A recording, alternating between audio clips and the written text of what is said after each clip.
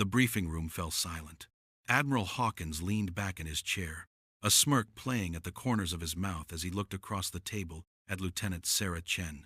She was young, maybe 28, with sharp eyes that had seen too much for someone her age.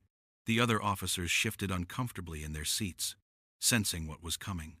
"So, Lieutenant," the Admiral said, his voice dripping with condescension, "before we discuss your next assignment, why don't you tell us your kill count? You know, for the records." A few nervous chuckles rippled through the room. He wasn't serious. Everyone knew it was a joke, a way to put the young officer in her place, remind her she was still green despite her recent commendation. Sarah didn't smile. She didn't flinch. She simply met his gaze with those unflinching eyes and said, 237, sir." The room went cold. The smirk vanished from Hawkins' face. Someone dropped a pen. "Excuse me?" he whispered.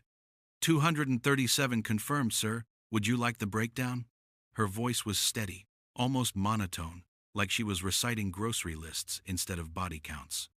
But there was something underneath it, something dark, something that made grown men with combat experience feel suddenly very small. You see, what Admiral Hawkins didn't know, what nobody in that room knew, was that Sarah Chen wasn't just another naval officer who'd done a tour and earned a medal. For 3 years, she had been embedded with a classified special operations unit in the most hostile waters on Earth.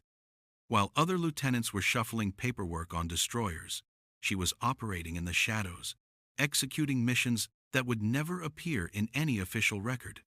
"Lieutenant, that's not," Hawkins started, but she was already standing, moving to the projection screen. "Shall I continue, sir?"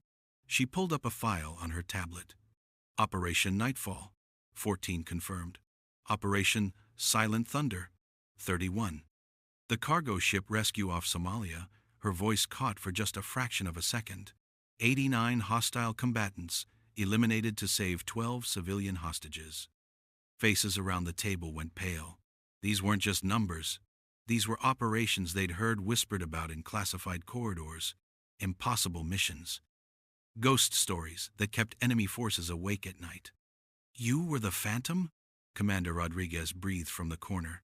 "The sniper the intelligence community couldn't identify?" Sarah didn't answer. She didn't need to. The silence was confirmation enough. Admiral Hawkins stood slowly, and when he spoke again, every trace of mockery was gone. "Lieutenant Chen, I owe you an apology. I had no idea.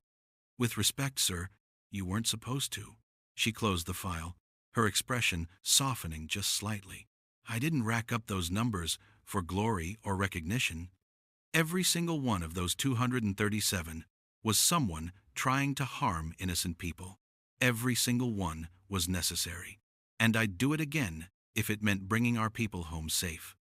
The Admiral extended his hand across the table. "The Navy is lucky to have you, Lieutenant. I'm sorry I ever doubted that." As Sarah shook his hand, she allowed herself the smallest smile. "Just doing my job, sir. Same as everyone else in this room." But they all knew it wasn't the same. That day, Admiral Hawkins learned a lesson that would echo through the entire Naval Command. Never underestimate someone based on their appearance, their age, or your own assumptions. Because the quietest person in the room might just be the most dangerous warrior you've ever met. Sarah Chen walked out of that briefing room with a new assignment training the next generation of operators.